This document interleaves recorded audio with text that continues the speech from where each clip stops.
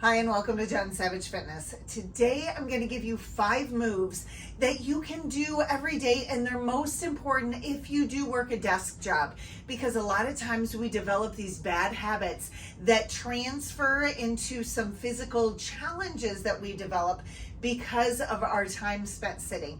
So these are 5 things that we are going to work on today that are going to give you a little bit of relief and also help you feel so much better.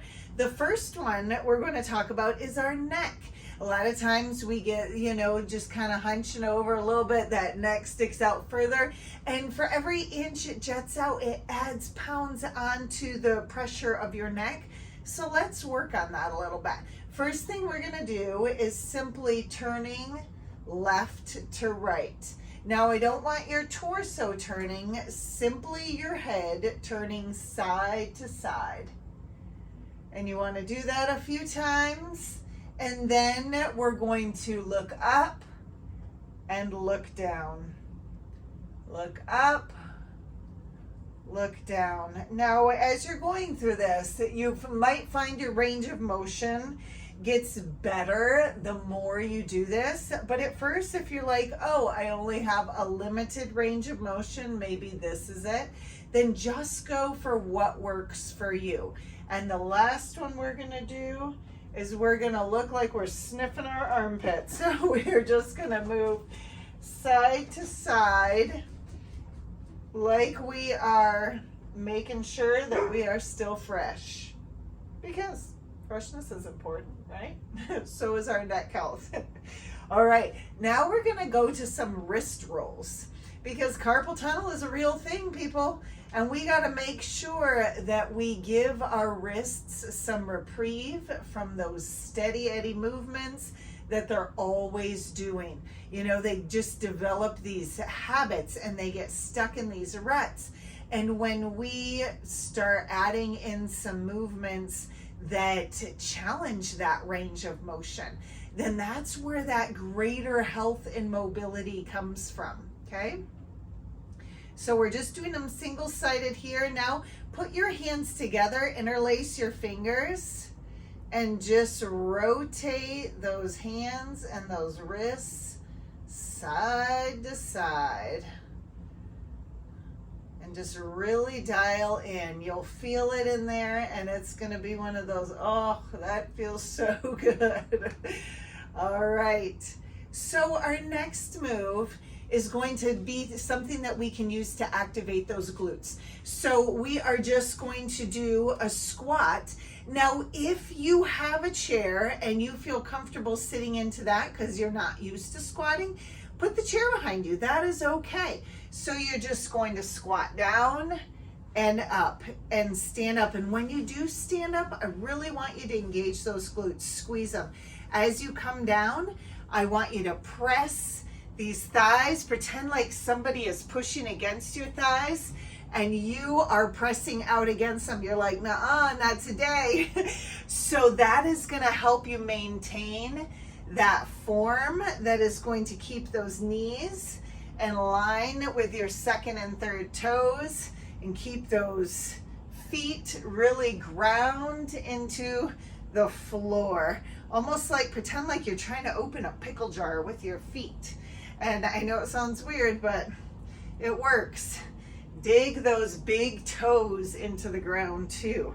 A lot of times we don't utilize our big toes as much as we should, which leads to that plantar fasciitis that nobody loves, right? So make sure you're really activating those big toes. It is important. All right, now we're gonna do just a fun one.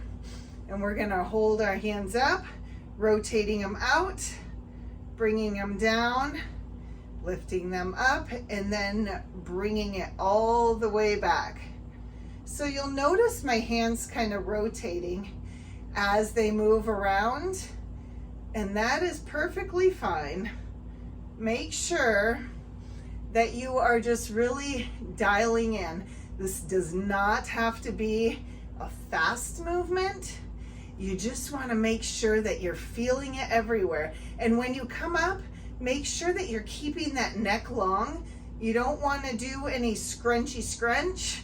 Okay, we want to make sure that we are just keeping this in our shoulders and our back muscles. You want to feel those shoulder blades in the back being super engaged and waking all of that up as well. This is also going to help your posture if you've just been hunched over for a little bit. It's just going to stretch everything out from your chest and your back and help you feel better.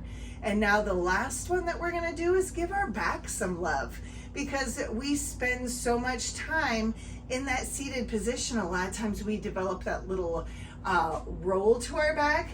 So what we want to do is we actually just want to do a forward fold and come down. And if you can touch the floor, go for it. If you need to keep your hands on your shins, just let your upper body fall forward. Okay, there's nothing that you need to do here other than just allow that back to extend and stretch, and just keep breathing. When you take those deep breaths in through your nose and deep breaths out through your mouth, you're gonna feel yourself sink a little bit lower with every breath. And as you come up, make sure you keep a small little micro bend in those legs. Come up real slowly. Keep it at 8 count.